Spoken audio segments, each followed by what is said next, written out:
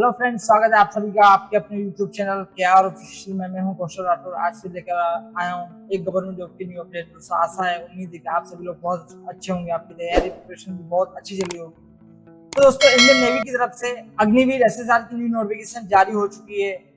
ये जो वैकेंसी है इंडियन नेवी की तरफ से डायरेक्ट निकल कर आ रही है। तो दोस्तों, इसमें क्या एजुकेशन क्वालिफिकेशन मांगा गया है, इसमें कितनी सैलरी मिलेगी, इसका सिलेक्शन प्रोसेस क्या है, इसकी एज लिमिट क्राइटेरिया क्या है, इन सारे टॉपिक्स पर डिटेल में बात करेंगे। चलिए दोस्तों, जल्दी से वीडियो को स्टार्ट करते हैं। तो दोस्तों, जैसा कि अभी हमने बात की, इंडियन नेवी की तरफ से अग्निवीर एसएसआर का 02/2024 की बैच का न्यू नोटिफिकेशन जारी हो चुका है। ये जो वैकेंसी है अनमेरिड मेल और अनमेरिड फीमेल के लिए वैकेंसी है। दोनों ही फॉर्म को अप्लाई कर सकते हैं। इसका जो फॉर्म भरने की प्रोसेस है और इसकी फॉर्म फीस की जो प्रोसेस है, ये सारी प्रोसेस ऑनलाइन होगी। ओवरऑल वैकेंसी की बात करें तो इसमें वैकेंसी मेंशन नहीं की गई है। ऑफिशियल वेबसाइट में कोई भी वैकेंसी का डिटेल में मेंशन नहीं किया गया है। ये जो वैकेंसी ओपन रैली की तरह है, इसकी फॉर्म ऑनलाइन भरे जाएंगे, फिर इसकी एग्जाम होगी। सो दोस्तों, अब बात करते हैं अप्लाई डेट्स की। अप्लाई डेट्स की बात करें तो 13 मई 2024 से 27 मई 2024 से इसके फॉर्म भरे जाएंगे। इसकी जो लास्ट डेट है वो 27 मई 2024 है। आपको 27 मई का वेट नहीं करना है, आपको फॉर्म हो सके तो जल्दी भर दें। इंडियन नेवी की तरफ से वैकेंसी है, सो इंडिया के काफी कैंडिडेट इसमें फॉर्म भरेंगे। इसमें काफी क्राउड होगा, ट्रैफिक हो सकता है साइड पे, इसलिए फॉर्म आप जल्दी भर दें, लास्ट डेट का वेट बिल्कुल ना करें। सो दोस्तों, आप बात करते हैं एग्जामिनेशन फीस की, यानी कि फॉर्म फीस की। फॉर्म फीस की बात करें तो इसमें 550 रुपए फॉर्म फीस मांगी गई है। सभी कैटेगरी के फॉर्म फीस सेम है। कोई भी कैंडिडेट जो general, OBC, EWS, SC, ST कोई भी कैटेगरी में आता है या फिर फीमेल भी हो, तो उनके लिए भी फॉर्म फीस 550 रुपए से 550 रुपए इसकी फॉर्म फीस रहेगी।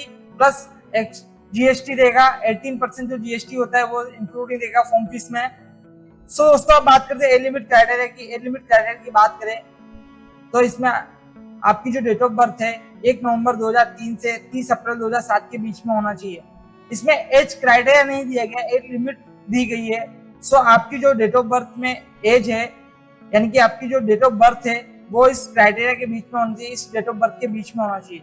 तभी आप फॉर्म को भर सकोगे, तभी आपका फॉर्म एक्सेप्ट होगा, तभी आप इस भर्ती को देख सकोगे।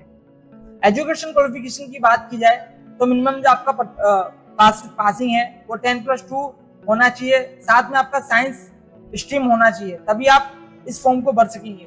साइंस स्ट्रीम के साथ साथ आपका कंपलसरी सब्जेक्ट जो है मैथमेटिक्स एंड फिजिक्स होना चाहिए। ओवरऑल परसेंटेज की बात की जाए तो 50% कंपलसरी होना चाहिए, तभी आप फॉर्म को भर सकेंगे। सिलेक्शन प्रोसेस की बात करते हैं। सिलेक्शन प्रोसेस की बात की जाए तो इसमें आपके 2 स्टेज होंगे। फर्स्ट स्टेज में आपका जो है शॉर्ट लिस्टिंग होगा, यानी कि एक एंट्रेंस टेस्ट होगा। सेकेंड स्टेज में जो आपका पीएफटी रिटन एग्जाम और एग्जामिनेशन मेडिकल होगा। सबसे पहले शॉर्ट लिस्टिंग यानी कि एंट्रेंस टेस्ट की बात करते हैं। एंट्रेंस टेस्ट यानी कि रिटन एग्जाम की बात करें तो इसमें आपका सीबीटी होगा, यानी कि कंप्यूटर बेस्ड टेस्ट होगा। इसमें आपका 100 क्वेश्चन होगा, जिसके लिए आपको 1 घंटे का समय दिया जाएगा। ये पेपर आपका हिंदी और इंग्लिश दोनों में होगा, यानी कि बिलिंगुअल लैंग्वेज में होगा। मल्टीपल चॉइस क्वेश्चन होगा, यानी कि ऑब्जेक्टिव टाइप क्वेश्चन होंगे। सब्जेक्ट सिलेबस की बात की जाए तो ये आपका जो एग्जाम है वो उसमें English, science, mathematics and general awareness से रिलेटेड क्वेश्चन देखने को मिलेंगे। एग्जाम आपका 10+2 बोर्ड के बेस पे रहेगा। इसमें आपका नेगेटिव मार्किंग भी रहेगा, 0.25 का नेगेटिव मार्किंग भी रहेगा। आपका रिटर्न एग्जाम क्लियर हो जाता है, रिटर्न एग्जाम की मेरिट आ जाती है, उसमें आपका नाम आया था, आपका सिलेक्शन हो जाता है। उसके बाद में आपका जो है पीएफटी होगा, यानी कि फिजिकल होगा। उसके साथ साथ आपका जो है एक मेडिकल भी रहेगा। फिजिकल की दोस्तों बात की जाए तो मेल और फीमेल दोनों के लिए रनिंग होगी, उसके साथ साथ स्क्वाट्स होगी और पुशअप्स होगी और साथ साथ सिटअप्स भी होगी। सबसे पहले रनिंग की बात की जाए तो मेल के लिए 1600 मीटर की रनिंग होगी, फीमेल के लिए भी 1600 मीटर की रनिंग होगी। मेल को 6 मिनट 30 सेकंड का समय दिया जाएगा और फीमेल को 8 मिनट का समय दिया जाएगा। दोनों को इस समय के दौरान रनिंग को क्लियर करना होगा, तभी आप रनिंग में पास होगे। इसके बाद में आपका जो है स्क्वाट्स होगा, यानी कि उठक बैठक होगा। मेल के लिए 20 उठक बैठक होगा, फीमेल के लिए 15 यानी कि 15 उठक बैठक होगा। आपका रनिंग और उठक बैठक दोनों क्लियर हो जाता है। उसके बाद में आपका जो है पुशअप्स होगा। मेल को 15 पुशअप्स लगाने होंगे, फीमेल को 10 पुशअप्स लगाने होंगे।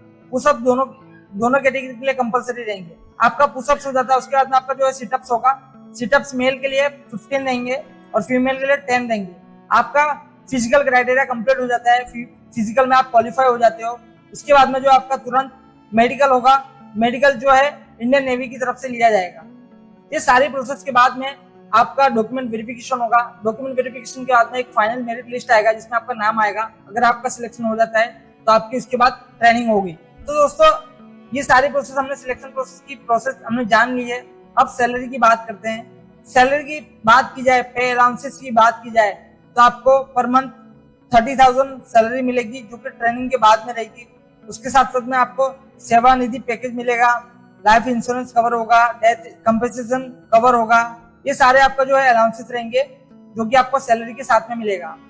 सो दोस्तों इस भर्ती से रिलेटेड मैंने आपको सारी जानकारी, सारी डिटेल्स प्रोवाइड कर दी है। फिर भी आपको कोई क्वेश्चन है, कोई भी क्वेरी है तो आप कमेंट के थ्रू मुझे शेयर कर सकते हैं।